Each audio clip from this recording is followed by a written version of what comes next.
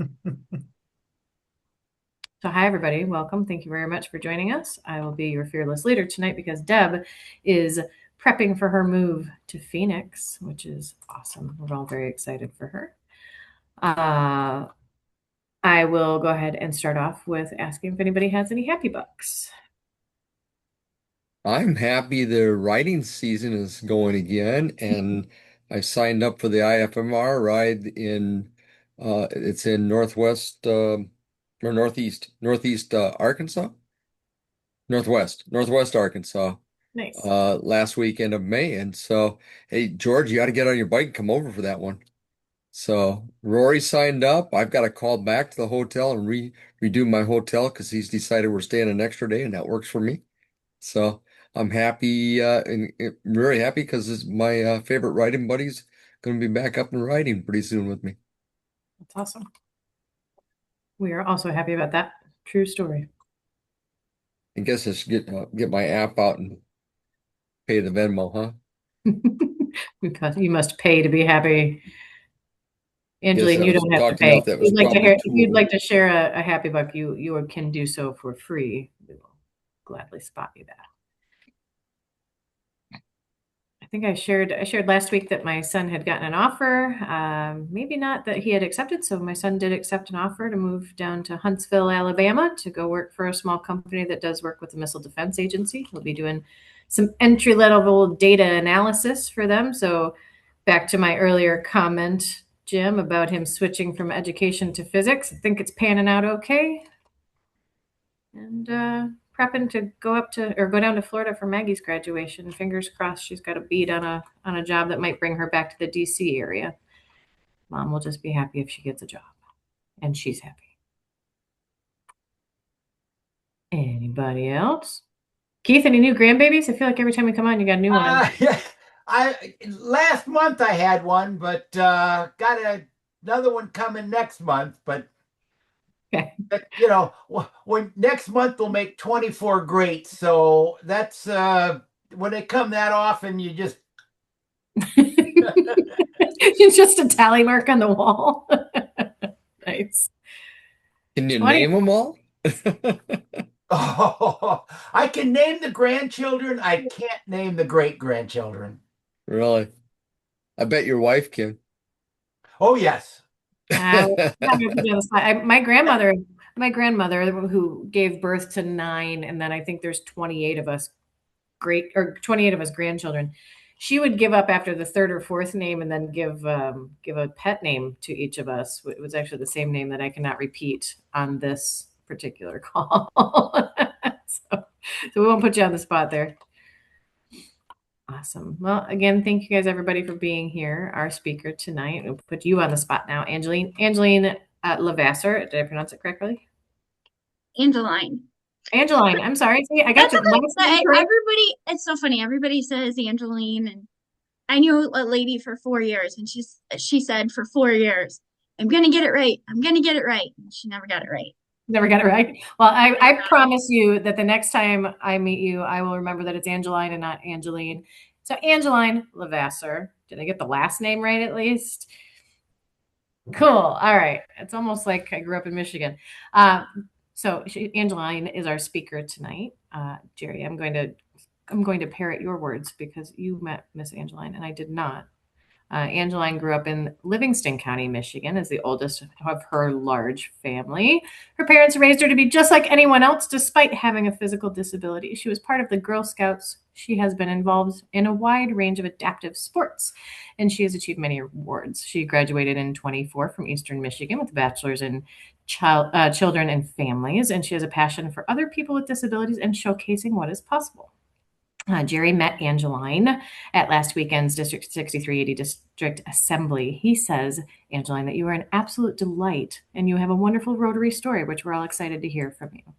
Angeline has just started a new Rotaract club, and she's going to be sharing with us what her new Rotaract club group is all about and why this is meaningful and important to her. Her club has already attended one Rotary project event, and they have another one in May that they're going to be helping with. So she's going to be discussing what next steps will be. So, Angeline, very nice to meet you. Thank you very much for joining us tonight. Thank And I will you. turn over the microphone to you. All right, I am going to try to share my screen. Do you have sound on anything that you're sharing? Yes, Okay, so when you share, there should have been a little button that popped up that said share sound as well. I did not see that, All but right, we'll see how it goes then. let's see how this goes. And Jim Gilmore from the Livingston Sunrise Group is joining us as well. He's going to help me out with a slide or two here. So to kick this off, our Rotaract group is the Livingston Golden Hearts Rotaract Club. We chose that name. Jim, correct me if I'm wrong. We discovered that another Rotaract group had Golden Hearts.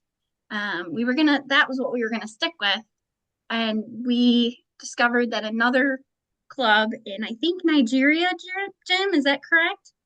Yeah, Had Nigeria. Golden Hearts as their Rotaract club. So we just put the Livingston to um, distinguish the clubs. So Jim's going to take over from here and talk about some of the purposes and opportunities of our club. Yeah, this was a project long in the making. We started well back in we chartered the club 22 years ago, and Wow. back in the mid 20 teens, we would work on the Day of Caring at United Way, and we had some good connections at United Way. And so while all our other Rotary clubs in the county were painting and scraping and raking and all that horrible work, we got to play games and make crafts with the special ministries folks from St. George locally. And what we came to find out after a few years of working with these folks is that there were a good number of them who wanted to serve rather than be served. And so we thought that this would be a good idea. We got a couple different collaborators together that work with this population, and we were all set to go. And then COVID hit. And so we killed the idea until about a year ago when a nice lady who runs a nonprofit called The Torch and The Torch 180, they do food service training for people with disabilities.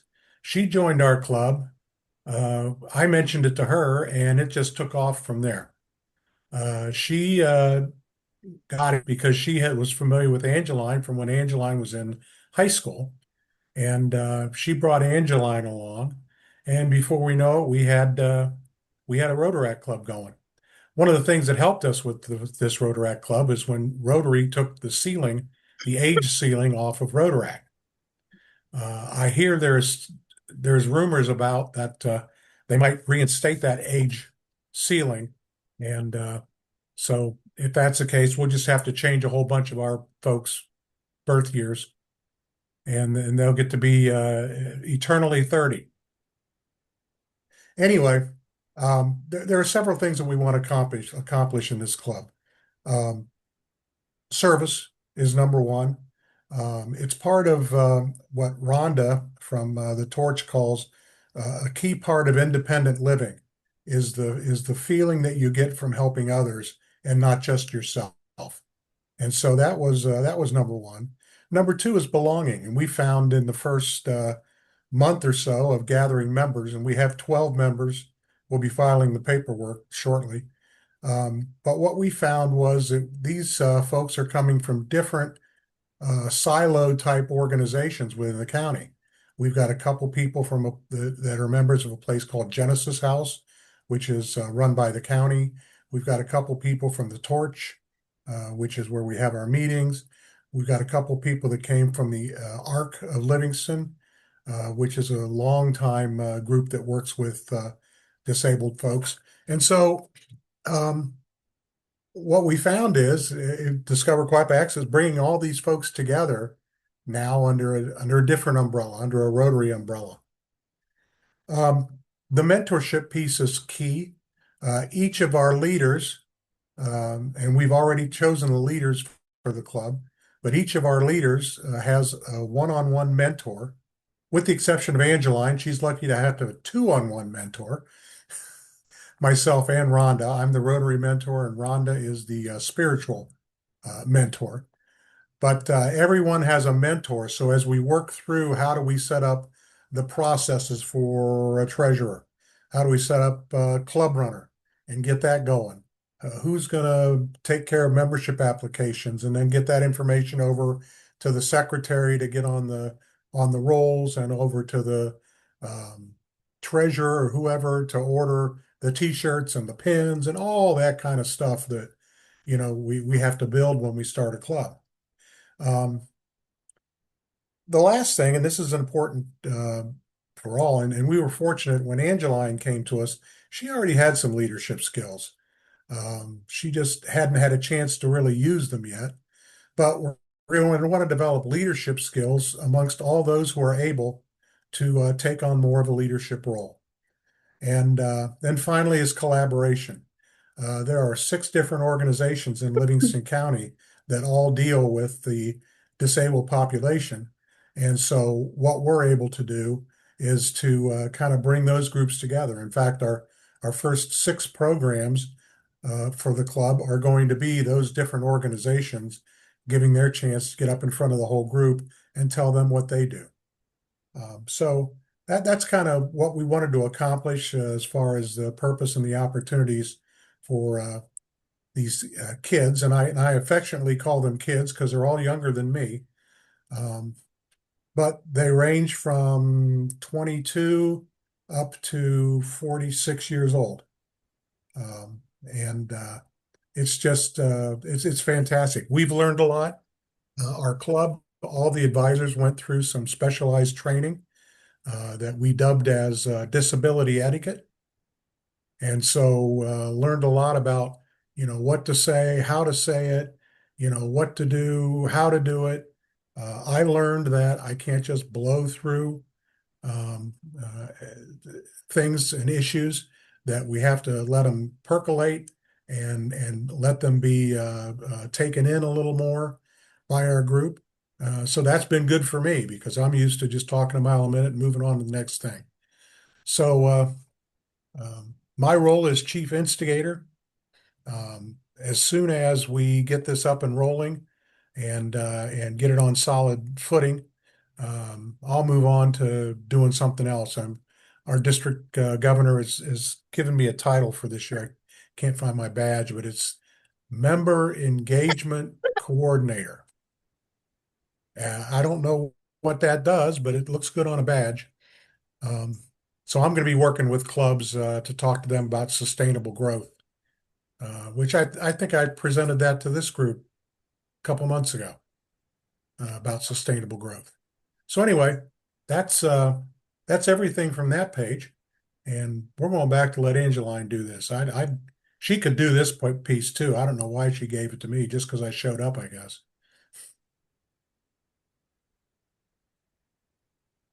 How do I go to the next slide? You're sharing, you should be able to use your arrow keys. There we go. So a couple of the events that we've already, so the event that we did was we helped out the Jim's Rotary with the Midnight in the Tropics event at Crystal Gardens. Had a lot of fun with that. I ended up helping out with the wine pull. And kind of a funny story. A little bit of apparently my selling skills. A gentleman walked up and I said, "Well, how many wine bottles are you gonna get?" And he kind of hemmed and hawed, and I said, "Well, I see that you have wedding rings, so I know you're married. So I know you need at least 2, one for you and one for your wife." And he's like, "Oh, you're good." So I was a Girl Scout, so I know how to sell. We're gonna be assisting with registration at the first annual heterotaxy syndrome awareness walk here in Brighton. I don't know too much about it. It's new to me. Maybe Jim can give a little on what that condition is all about. I only know what I've learned from the two people that founded and run this, CJ and April. They're both in our Rotary Club, and their son Malachi, um, who is the unofficial head of the kids table on Friday morning at Rotary. Um, Malachi had this hetero. Say it again. Heterotaxy syndrome, I think is what it's called. Yeah. Simply put, your organs don't develop in the right place inside your body, which can be fixed a lot if they just need to be moved around. Sometimes it doesn't have to, you don't have to do anything if they're just opposite and everything's where it's supposed to be, but on the other side. But many times it leads to underdeveloped heart, and the survival rate is not real high. Malachi is, I think, 6 years old, and he's had 18 surgeries or something like that. So what this group does is they provide similar to Ronald McDonald House. They're partnered with the University of Michigan, and uh, and University of Michigan is taking on a research role as well as developing themselves as experts in this. And they just recently had the first because if you're coming from out of town, you could be here 6 months to a year um, with your child in the hospital, depending on how many surgeries they need. And they just completed their first family in there, and sadly, the little girl didn't survive um, the surgeries. But they do similar to Ronald McDonald House with emotional support, a place to live, making sure they know where to go to eat, all those types of issues. And they expect this to get larger and larger because University of Michigan is going to be attracting these kids from all over the country. So in a nutshell, that's what that is. And so they're doing their first awareness walk, and it was a perfect opportunity for our Rotaractors to do what they do best, actually, is greet, smile, and make people feel welcome. And so we're going to be doing a lot of that, as well as passing out water. So a little bit about me. I grew up the oldest of nine. So this middle picture is our whole group. This was from a few years ago. Um, I grew up the oldest of nine. I have my physical disability is spina bifida. So that impacts my lower extremity, my legs. I don't have the strength in my legs to walk independently. I have used walking braces. I use them more often, more so when I was little, to get around. And I swam on a club team here with all able-bodied individuals. And I also, at the time, got involved with adaptive sports and competing with other athletes that had physical disabilities. Traveled all over the country with that. I've also done track and field, archery, air rifle, and then sled hockey was another one that I had gotten into. I think my graduation from high school, we counted 150 medals in the like 10 years that I had competed. Took national records. I swam 4 years of varsity at my high school. Again, I was the only disabled athlete. And then in 2008, 2009, with the adaptive sports, I found myself qualifying for the international level. So I would swim in Canada once, and then here in the States. And at the same time, a friend of mine knew a coach that had coached other Paralympians before down in Toledo. So I was training with him in the off season from high school. And I trained with him for a couple years.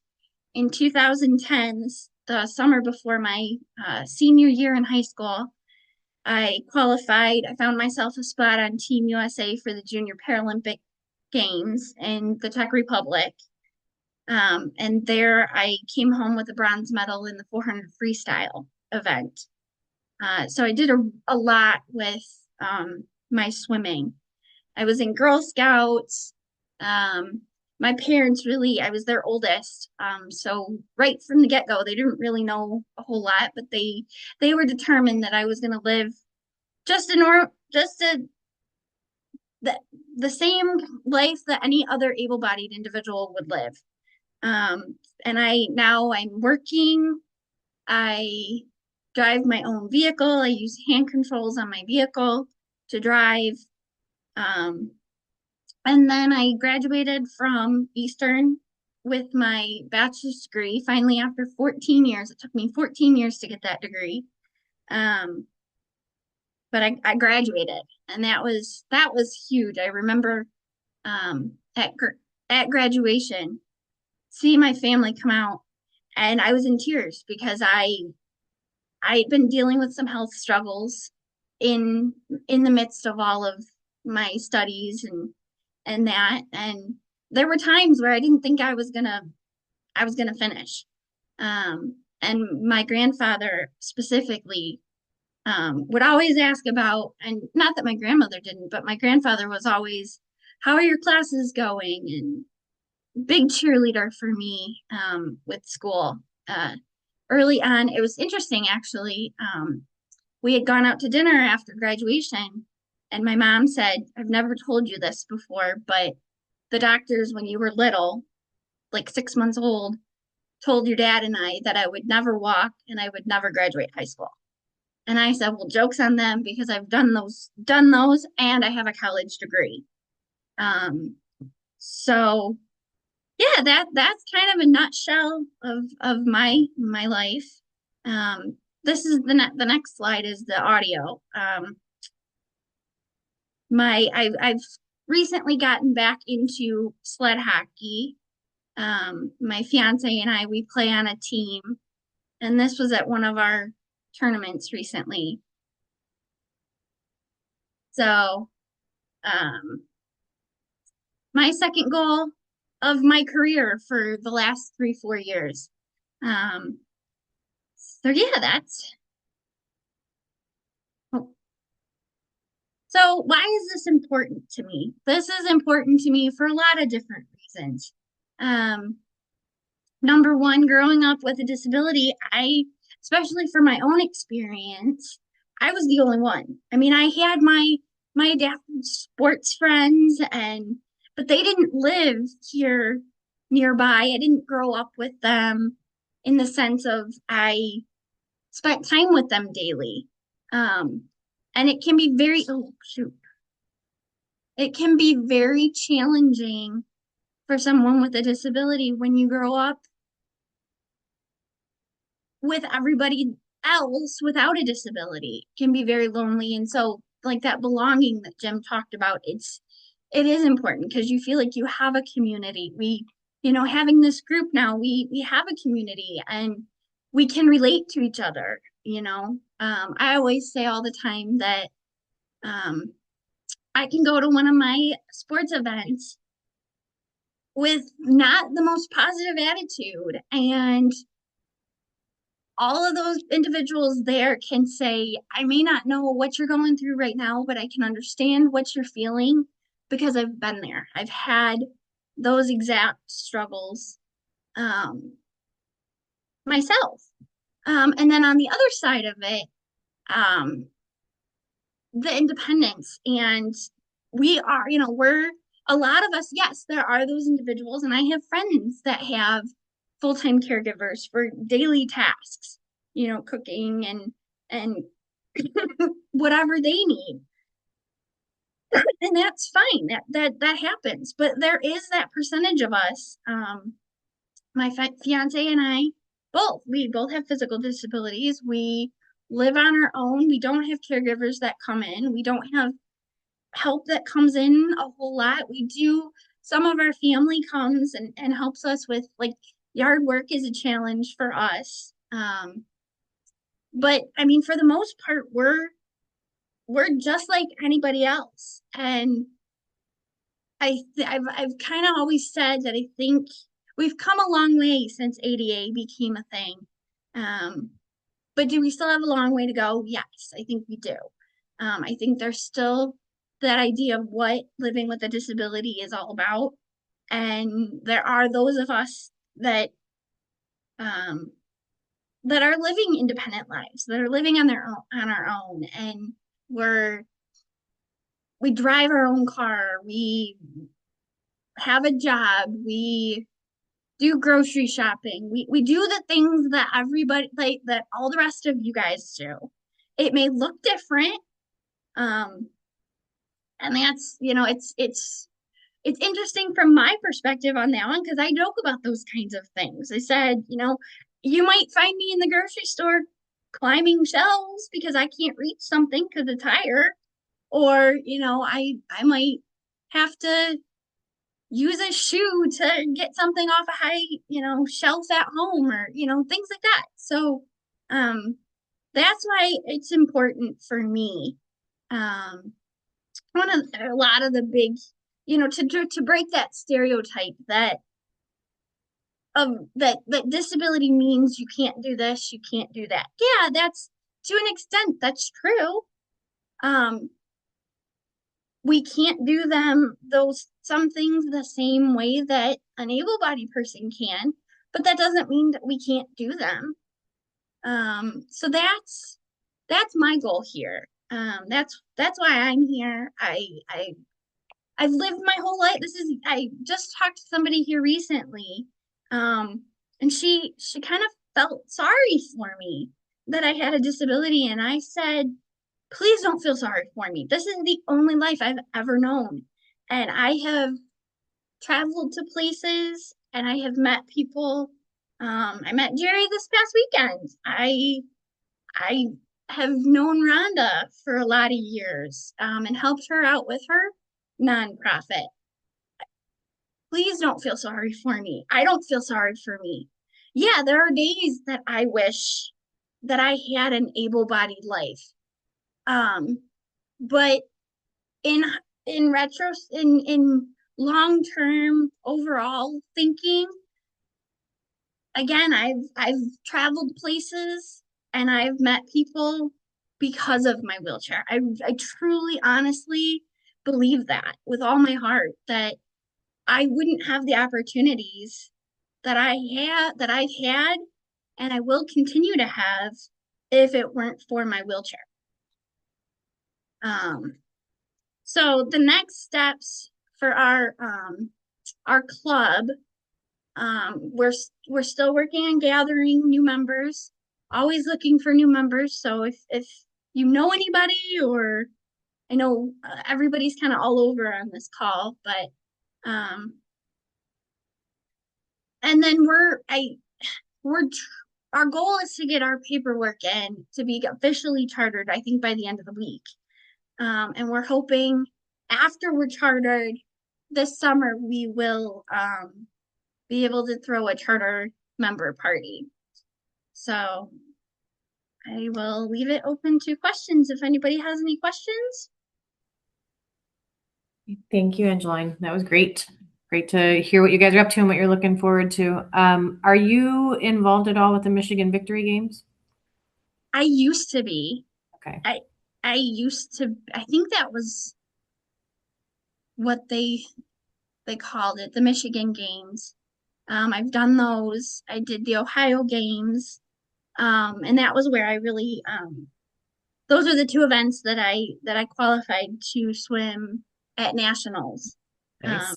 Nationals. The reason, sorry, go ahead. Go ahead. The reason I was asking is that maybe a place where you could, I've got a friend of mine used to be the director of Michigan Victory Games. So I was going to send her a link to this and see if she might have any individuals who are still involved in the games that would be interested. What was her name, if you don't mind my asking? Stella Hush. Yeah, that's not the name I remember, but that's okay. No, absolutely. Let me make sure that I got her last name right, because because I've known her longer than that was her last name.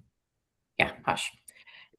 So, Angeline, I'm going to say it, Angel. She's letting me call her Angel, and I love that. So, so Angel, how long have you known about Rotary? I just found out about Rhonda reached out to me at Christmas and said, "Hey, I would really love to well, I will say Rhonda had reached out to me around Christmas and said, "Hey, I would love to sit down with you and talk to you about a leadership opportunity." I didn't know at the time that it had anything to do with Rotary. My fiance's dad actually was a part of the Brighton Rotary for a lot of years before he moved up north. He and his wife live in Sheboygan, and they're um, yeah. So I've known about it probably for 6 or 7 years. I mean, I've known that it was a thing. I know that um my fiance's dad, they did a lot of like building ramps for people, um, but didn't really know too much about like what you guys did, or just, I mean, obviously the building ramps, but didn't really know much beyond that. So when it ended up that Rhonda had said, "Hey, I'm looking to sit down with you about this leadership opportunity," um, I was all about it because again, going kind of back to why it's important. I have a little bit of an ego, I'll say, about breaking the stereotypes of what it means to live with a disability. I I'm no different than in my mind. I'm no different than any able-bodied person. I'm just not. I might do things differently, but I that's it. when I met you this weekend, the story of your club and how it was evolving, I love it because it's uniqueness, but on the other hand, it's the same as virtually every other Rotary club. When we charted this club, we are unique. We're the only motorcycling club in the world for Rotary, but it's a unique thing. And it gives us our sense of community. And you have the Mhm. same thing, a sense of community that's different than everybody else's, but it's still that sense of community that's a drive behind you. And so we have that commonality of being unique and and a community that's not Mhm. defined by somebody's town. So it's pretty cool. Oh, so, Angeline, that brings me to my question: will this be an online club or it's going to be local to where you are? So it's right now it's local to, I mean, I don't know what Jim and Rhonda had envisioned when they approached me about this, but at this moment, we are just in Livingston County. We meet in Fowlerville, on Thursday afternoons. Okay, thank you. This this is easily transferable to almost any club in the country. We've had some inquiries from some other District 6380 clubs because we're working with the organizations that work with this population in Livingston County. But Oakland County, Macomb County, Washtenaw County, I mean, everybody all around us, they each have uh, similar organizations. And so we figure that once we get the template for this, it can be done almost anywhere. And there are no unique thoughts in Rotary. I always tell people before you do anything in Rotary, don't get out a blank piece of paper. Go to Google. Somebody is either doing it and doing it well, or did it once and it failed. But somebody's doing it. And in fact, in South Carolina, if you look on the last page of the Rotarian magazine, 2 or 3 months ago, they talk about Rotaract Club in South Carolina. It's very similar to us. And then a club in West Virginia that's geared to people with autism. And so this is starting to, and if there's two of them that they found, there are probably another 10 or 15, that are out there. So this is easily transferable, George, to your area. Yes, there is a Rotaract club in communities, how they call themselves. It's for uh, youth with autism, highly functional autism, and they Mhm. meet at local school for autistic youth. Very cool. And I was So, going to say, to George's question about being online, maybe the ability to offer a different venue for people who, I know there are some people who don't drive. You're very fortunate that you're able to do that and get yourself to where you're going back and forth, right? But those who may not have access to someone to take them, if there's ever anything that we can support with helping you guys have a venue for an online meeting, or even best practices in how to host, ignore everything that I stumbled over at the beginning of this. We typically have a pretty good handle on things. We're happy to help. So that's Yeah, Yeah, and the our club transportation, is, yeah, the go ahead. transportation is definitely something that we've learned can be a barrier for the members in our group. We have a lot of people that rely on public transportation to get to our meetings and things like that. Meetings, events, yeah. Yeah, that's one of we identified some barriers. Transportation was one.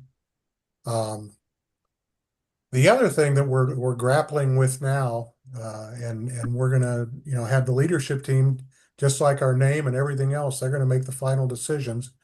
But Rhonda and I had talked early on about uh, uh, uh, admitting able-bodied Rotaractors to the club. And Rhonda, who's got a lot of experience dealing with these populations, said that one of the issues that they come up with is when you have a neurotypical that'll join, that the disabled folks will kind of step back and take a back seat. It's just something that it's Angeline is the exception to that, but it's something that's been kind of ingrained.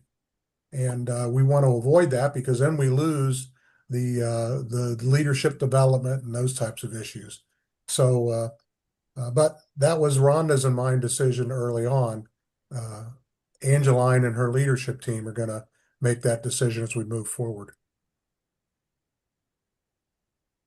so when you're having your charter night, when you're gonna have that celebration, is that gonna be a closed event, or are you gonna let other old guys like me come and be a part of it?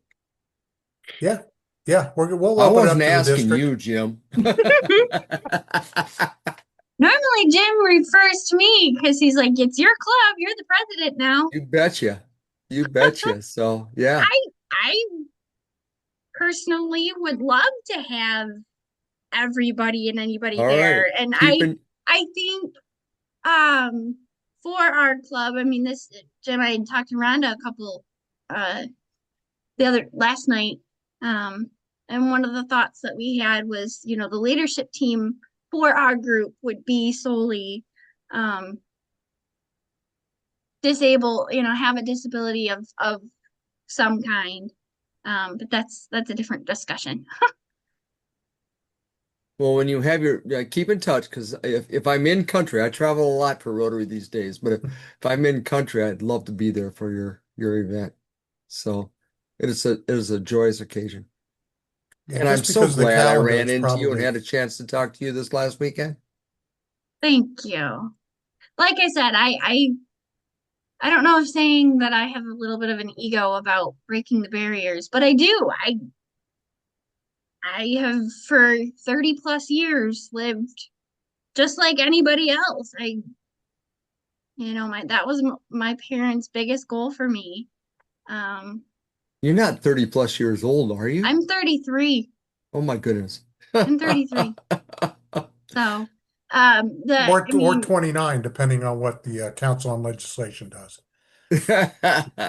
um, one of the big stories that we tell all the time, like when I would have people come out talk to me about my swimming endeavors and that, especially swimming. Swimming was my go-to. My mom would say all the time, the little old ladies at church would be upset with her that she would make me push my wheelchair or walk in my walking braces and crutches up the ramp in the snow, in the cold, in the ice, and open doors for myself. and you're not going to help her. And my mom would look at them and go, but I am, because by not doing it for her, she's learning to do it for herself. And when she's an adult, she can go out there and live her own life and not have to rely on somebody. That's just beautiful. I have one So, more question. Tell them about Dylan Larkin and sled hockey. so That's my favorite story. Jim likes me to tell this story. So my fiance's has been on an adult sled hockey team for like 10 or 15 years now. And few years back they had the opportunity to go skate with the Red Wings and put the Red Wing players in sleds. And everybody says all the time, oh my gosh, this looks so difficult. This is so hard. This looks like it would be so hard.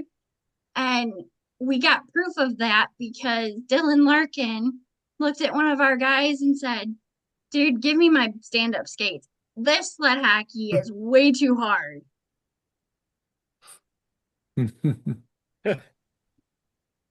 So,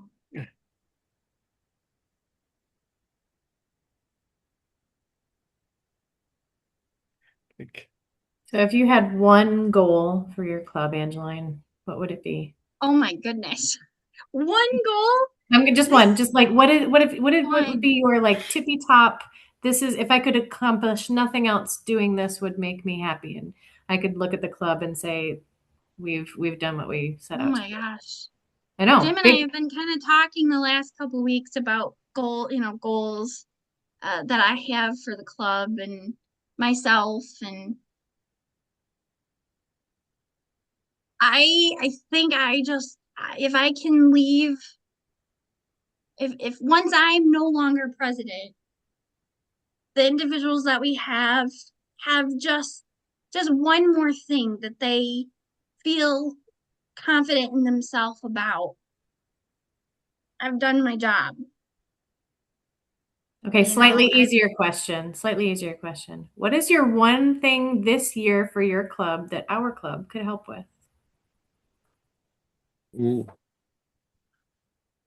Oh my goodness. And you don't have to answer now, but put that in the back of your head. I mean, obviously you've got Jim and the Livingston Sunrise Club there to help 100%. I guess the easiest thing would be if anybody knows anybody in Livingston County area that hasn't heard of us, share the word. For sure, for sure. Well, I will make sure that we do our part. Obviously, you saw that we're recording this. We actually have quite a few people who watch this after the fact. I'll make sure it gets posted on Facebook so people see it, and maybe we'll go about tagging some Michigan victory games, tagging some other people in that post to make sure that they Gosh, see it. We'll do our I best. guess if it's the same victory games that I remember, I thought they didn't do those games anymore. I mean, I've been kind of out of the loop here with my swimming and that for quite a while. I've had health issues over the last 10, 15 years that I've been dealing with, so I haven't had the opportunity to swim I think they did have competitively. a bit of a hiatus, but they're definitely back on. They're doing one Okay, month from that's today. awesome. A month from today. So That's we'll do so our awesome. best. We'll do our part and make sure that we are amplifying your messaging to the best of our ability. But put that in the back of your head. If there's anything you think we can help with, I live in DC. Is there a policy thing you want to do? I could maybe find you the right person to talk to. Just, remember that a big part of Rotary is networking. And you've got your Yes. local network there, but you've got quite an extensive network in this club that can get you into different places. So. And if you want to come to DC, I'll totally host you. I'll take you everywhere. Oh my gosh, that would be like I remember when we found out that or no, when I graduated high school, I got back into my walking braces.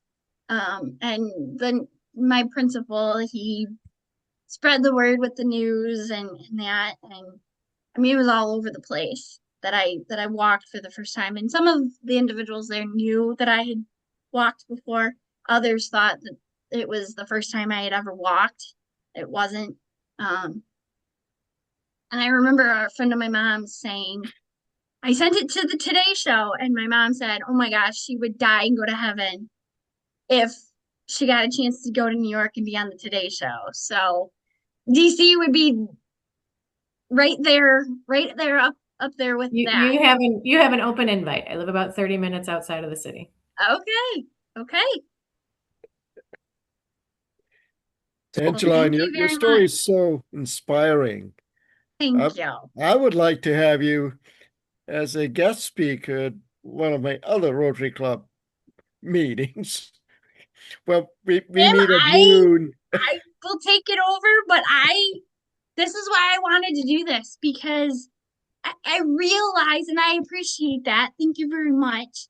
Um, I don't know, Gerry, I think I kind of alluded to this with when we were talking briefly.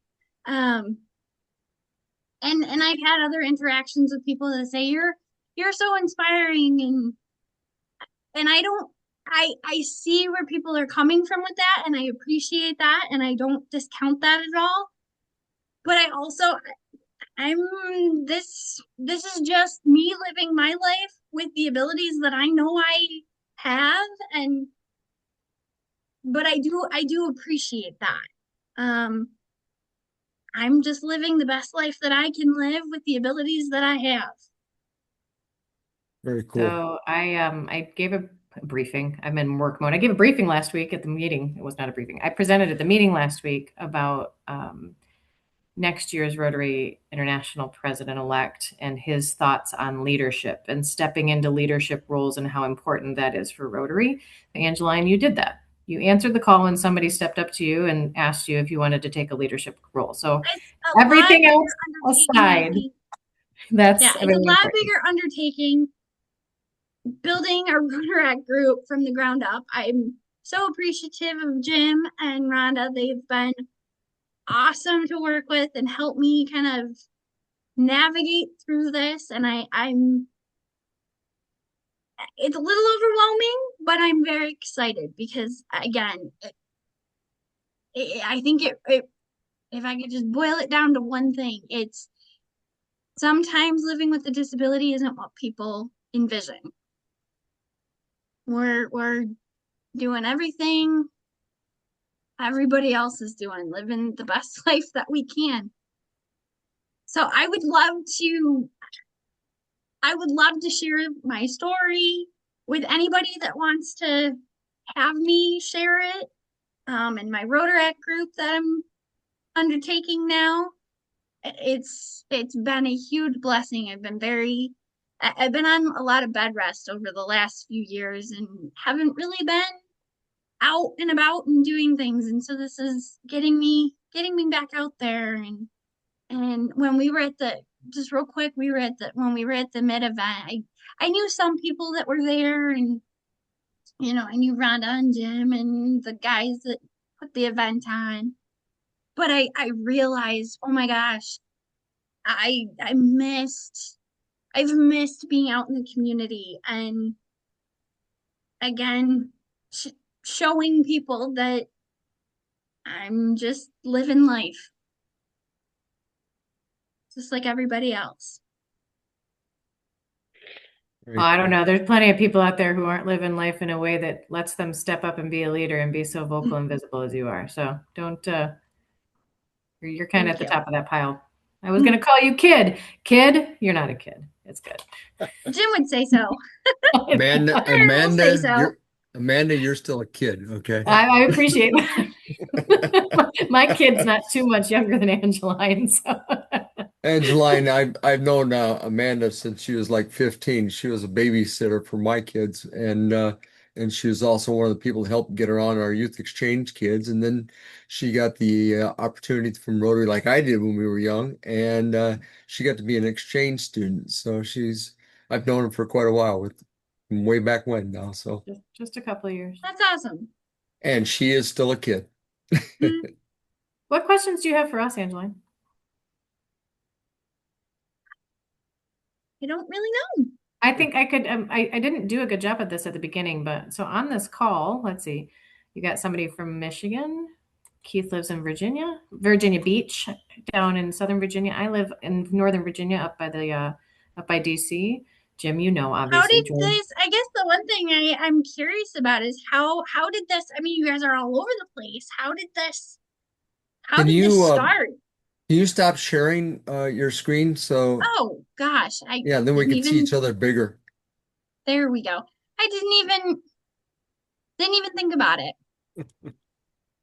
Well, back in the day, your friend there, Jim, and I got starting Rotary clubs. And between the two of us, we did four of them together.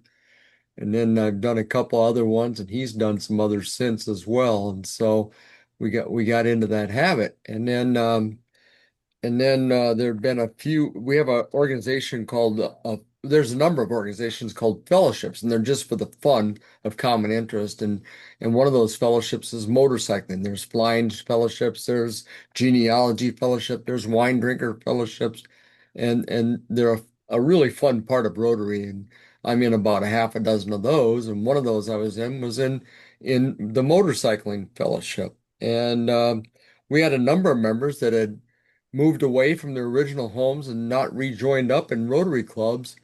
And one of our former members of our fellowship said, Gerry, you know how to start a club. Mhm. How about we start a club with motorcyclists? And I'm like, seriously? And that's kind of how we got our start. And I'm the only one that lives in our district. I think I told you that. Rory's the only other one that lives in Michigan. He lives over on the other side. Rory and I used to be in a club together back when Amanda was a youth exchange student. We were in a club together here, and he now lives on the other side of Michigan. And we basically everybody in the club. I'm very fortunate. I think George is the only one I haven't ridden with actually on a motorcycle. I might Ward, we haven't ridden together yet. I don't think either, have we? Oh, But so um and we endeavor to meet each other and greet each other over time as we do our motorcycle rides. But that's kind of how we got started and how we kind of keep That's awesome. plugging along. I will say that I originally started in Livingston from Unadilla over by Hell. I grew up in Pinckney, but I live in Brighton now. Okay. Went to Pinckney High School and Oh, Yeah, no, I have a cousin who graduated high school with you. She's the exact same age. I don't know her last name. oh goodness. I'm gonna figure it out though. I'm gonna Okay. message you. It's so funny. I run into people all the time. Like I run into one of the moms of a student that went to high school with me. We're talking a couple of different times and oh, do you remember this and or this person or that person? And I would I'm terrible with names, terrible with names. Faces, I'm much better. So I'm like, the name sounds familiar. Can't put a face to the person to save my life. We also have a cool, our club is made up, we have a very good mixture of full members where like it's our primary club. So Gerry and Rory and I are full members. Ward, I can't remember. I'm sorry. I should know off the top of my head. Are you a full member as well?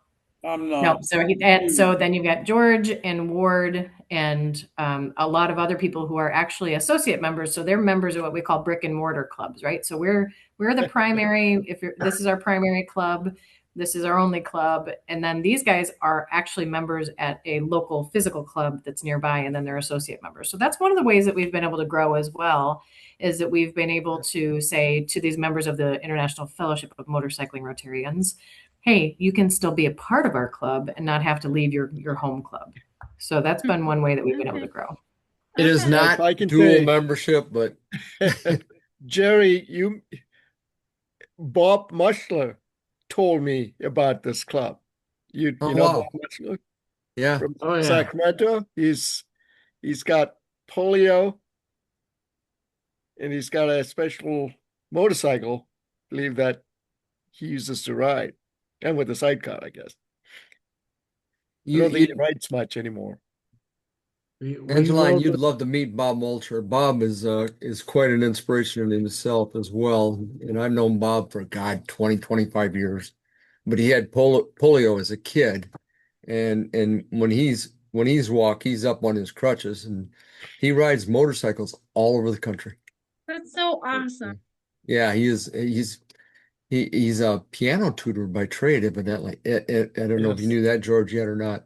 Yes, he's But um, Amanda just asked me to share your contact information. I did so in the chat, guys. If you want to copy that, George is interested in having you speak at his club. I'm assuming he'd want to do that via Zoom since he's out in Sacramento, well, California. we So have if not, hybrid take his meeting. advantage and fly out there and do your thing, okay? It's so funny. When I say I've swam all over the country, it's pretty much just like New Jersey, Connecticut. I've done Florida, Texas. I have not been out there on the other coast of, so I would love, I always say I'd love to go out to California. You know, I've ridden motorcycles all over the place, even in other countries now too, and I've not ridden in California yet, George.